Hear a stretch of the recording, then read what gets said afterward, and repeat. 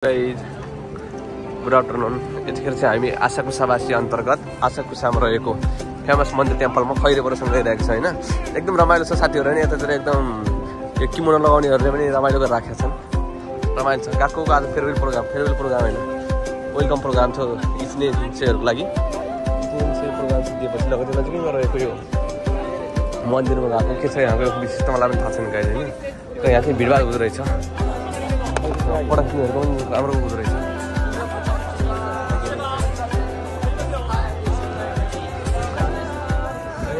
यो मन्दिरको चाहिँ विशेषता के हो, यो चाहिँ फेमस मन्दिर हो जापानकै, सायद फेमस नै होला जस्तो लागिरहेको छ होइन। फोटो अलिक थियो होला पाउन। यसको मेन विशेषता के हो मैले पनि बुझेको छैन, बुझिदिनेले कमेन्टमा पछि ल्याइदिनु होला होइन गाइज।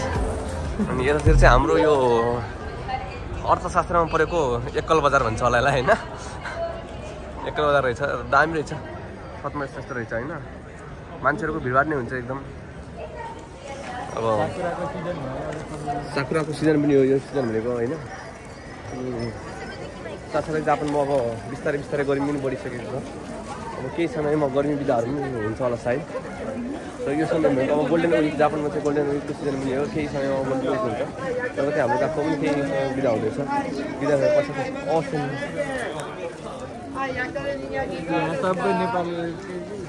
नेपालको ठमेल भन्दा फरक नपर्ला होइन।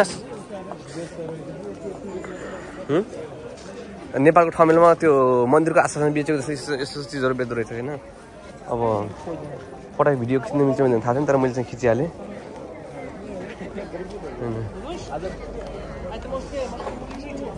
अब यहाँ चाहिँ फोटा खिच्ने कार्यक्रम पनि चलिरहेको छ। यो कलर मिलाएको छैन है समीर पहाडी।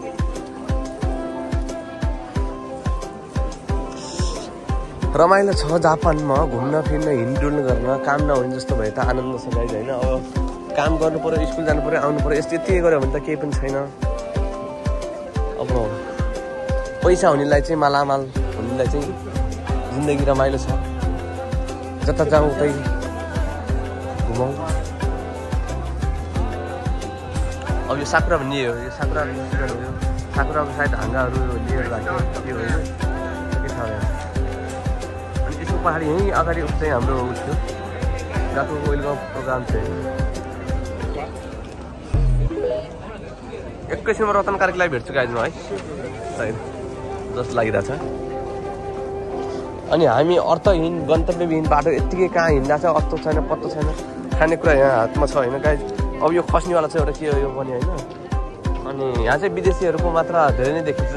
लगभग 70% नै विदेशीहरू नै जति अहिले देखिराखेको छ यो नै सब नै विदेशीहरू नै हुन्।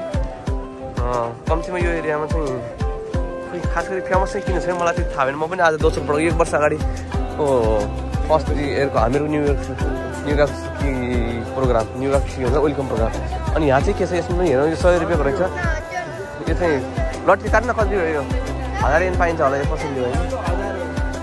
यो यहाँ चाहिँ के पाइन्छ अनि कति पुग्नु पर्छ भने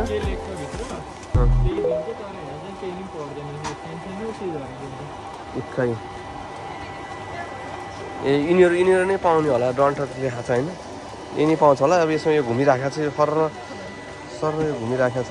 यसमा एउटा हात हाल्यो भने 1000 रुपियाँ हाल्यो भने यहाँबाट मिलिन्छ नि। ट्राई टु लक यहाँनिर लेखा रहेछ। अब 100 रुपियाँसम्म भयो म पनि तानिदिन्छु। जापानमा 100 रुपियाँमा केही पनि मिल्दैन गाइज होइन। अब म चाहिँ पैसादेखि डराउने मान्छे परेँ भनेर त्यतिसम्म पनि पछि चाहिँ नपराउँ होइन पैसामा। जापानमा अहिले फेमस भइरहेको इचिगो एकदम फेमस चाहिँ इचिगो जो स्ट्रबेरी भन्छ नेपालमा यसलाई। यो इचिगो चाहिँ यता रहेछ स्ट्रबेरी। स्ट्रबेरीको केकहरू स्ट्रबेरीको आइटमहरू अहिले चाहिँ जापानमा एकदम फेमस फलफुलमा जसमा पनि स्ट्रबेरी नै अगाडि रहेको छ होइन। 6000 रहेछ। 6000 होइन 600। इचिगोको जुस खाने हो।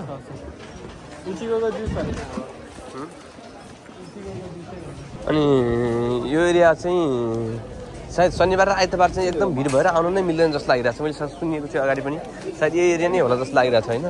एकदम सबैको बिदा हुने भएको कारण एकदम व्यस्त नै हुन्छ यो एरिया। यो चाहिँ मन्दिर एरिया, टेम्पल एरिया जापानको अलिकति पुरातान्त्रिक विधहरू भएको होइन। यहाँनिर पनि के छ यस्तो छ के हो यो पनि थाहा छैन। यो यस्तो उयोहरू रहेछ।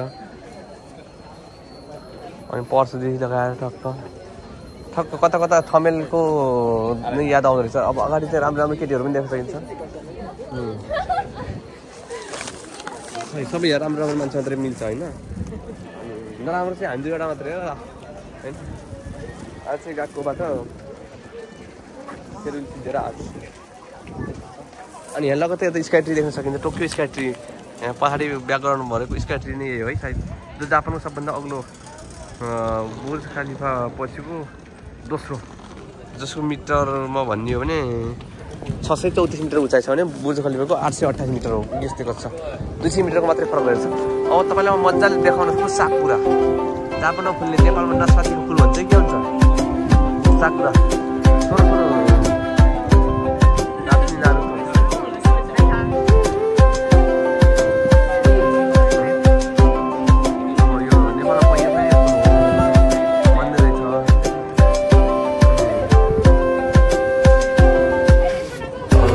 नजिकबाट गएर म साकुराको फुल देखाउँछु।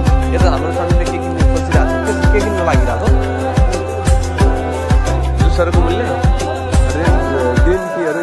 हामीले ग्रिन टी नै खाँदैनौँ, पर्दैन यहीँ छ हाम्रो ग्रिन टी। यसैमा छ यसरी हट्टपट्ट यसो चाहिँ क्यामेरा चाहिँ अन गर्न मिलेको। जापानमा चाहिँ यो एरिया चाहिँ विदेशीहरू बढी हिँडिरहेको थियो भएको भने ढुक्क भएर मैले पनि क्यामेरा अन गर्न मिलेको छ। नत्र जापान चाहिँ माया नाति त्यहाँ यो चाहिँ कपालको खामीहरू, नक्कली कपाल हाल्ने यस्तो हाल्दो हुँदो रहेछ होइन। हत्तपत्त यसरी भिडियो पनि गर्न मिल्छ, मैले थाहा छैन तर मैले गरिहालेँ है। अनि गर्नु पनि राम्रो मानिँदैन जस्तो लाग्छ। योभन्दा पहिला मैले गर्ने मारुगामी जस्तो ड्रेसहरू पनि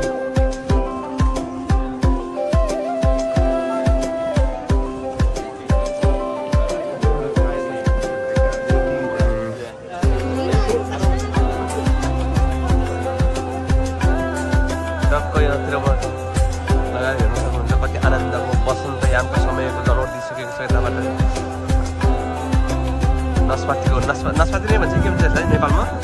नास्पाती होइन, मैले सरी अगाडि नास्पाती भनेको छ होइन, पैयुको फुल पैयु हो। यसलाई आएर जापानमा चेरी बोलाउनु हुन्छ, जो साकुरा जापानिज भाषामा, इङ्ग्लिसमा चेरी। 7900 पर्छ किमोनो। अनि यो किमोनो भनेको चाहिँ मैले भर्खर अघिदेखि भिडियो पनि देखिसकेँ होला। किमोनो लगाएर हिँडिराख्नु भएको साथीहरू धेरै देख्नुहुन्छ होइन। यो किमोनो चाहिँ के हो भने जापानको नेपालको ढाका टोपी दौरा सुरुवाल जस्तै जापानको चाहिँ कल्चरल ड्रेस हो कि के हो यो समीर? ट्रेडिसनल त्यो चाहिँ फेमस। हाम्रो अगाडि यो सातासा मात्र हिँड्नु ऊ देखिन्छ, यो पनि किमोनो नै हो होइन। यहाँ चाहिँ फोटोतिर आएको देखिन्छ।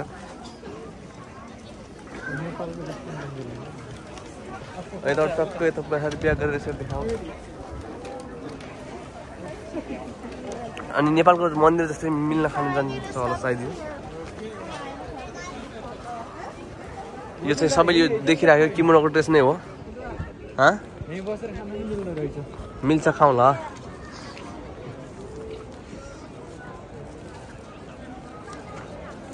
अब बन्द गरेर तिम्रो भयो। उता मन्दिर एकलट हाम्रो मन्दिर पनि हेरौँ होइन उता गएर। अनि यो भरतपुर पनि बन्द गरौँला होइन।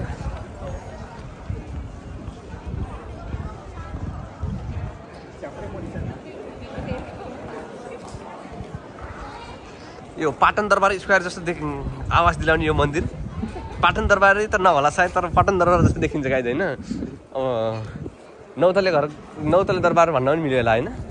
नौतले दरबार पनि मिल्न भन्न मिल्यो।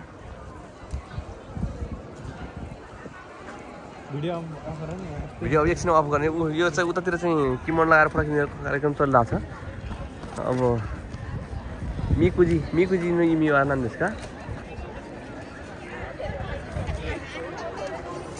यो घामले गर्दा पनि त्यति देखेन होइन। त्यति घामले गर्दा पनि देख्न पाइएन। अलि अब म यो घाम सेकेर अलिक अगाडि गएर यसरी यो मन्दिर अलिक सानो गराएर देखाउँछु। यो नै यो जापानको फेमस मन्दिर होइन। यतातिर फोटो खिच्नेको भिड उत्तिकै नै छ। यसरी आनन्दसँग कामसाम छोडेर पढाइ छोडेर यसरी घुम्न पाए पो जिन्दगी। अब यहाँ चाहिँ क्यामेराबाट फोटो खिच्न पाइएको छैन, क्यामेरा छैन हामीसँग। एउटा मोबाइल खटाराबाट फोटो खिच्नु परिरहेको छ। अब हामी पनि लास्टमा एकचोटि मन्दिरसँगै देखियौँ होइन त होइन समीर। अब हाम्रो पनि अनुहार देखाउनु पऱ्यो छैन। यो किन गएको केही भन्नु छ भने 2-4 शब्द भन्नु छैन भने छैन। अनि आजको वेलकम प्रोग्राम कस्तो लाग्यो? रमाइलो भयो।